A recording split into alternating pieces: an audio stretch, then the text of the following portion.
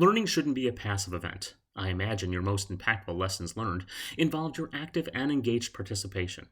I find Angus Jones' quote that everything is a learning experience a positive framework for anyone involved in developing and improving the performance of people in an organization. Now, I'm not talking about designing training. Instead, I'm centered on the person with the need, the worker performing their role, and what's involved for them to be successful, ranging from technical skills to behavioral competencies. This means starting with the end in mind or using a backwards design approach. And that begins with three questions. How do you define success? How does the business measure success? And how do you create the path to their defined success? With these in mind, you can identify what the person uses in the successful performance of their role, such as tools, techniques, and resources, and that would be the content. And when you align this content with how the person uses these items, this is the experience component of the design. So let's use the classic making a peanut butter and jelly sandwich.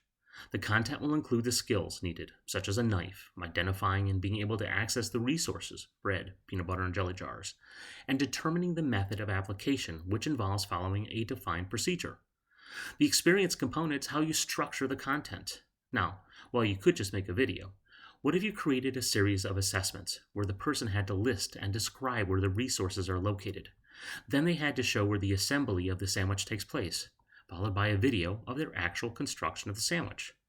Now, I know this is a silly example, but the point is, after you've identified the content people need and use to perform their role, you need to determine how to deliver the content in an engaging method. Determine the media mix and identify the defined levels of proficiency that people need to perform at and how they perform it. I mean, you can show how to make a PB&J with videos, but if you want someone to make that sandwich to your standards, then they need to do it and demonstrate it. Everything's a learning experience, so design the experience to enable people to learn by engaging them in the process using the tools and techniques they will use authentically.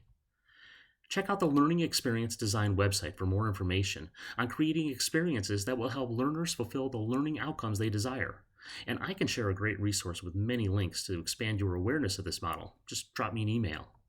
And if you would like to learn how to implement and use this E3 model to engage everyone in the experience as a part of your development process, and how to use learning as a strategic business tool, well, send me an email or call me, and let's talk.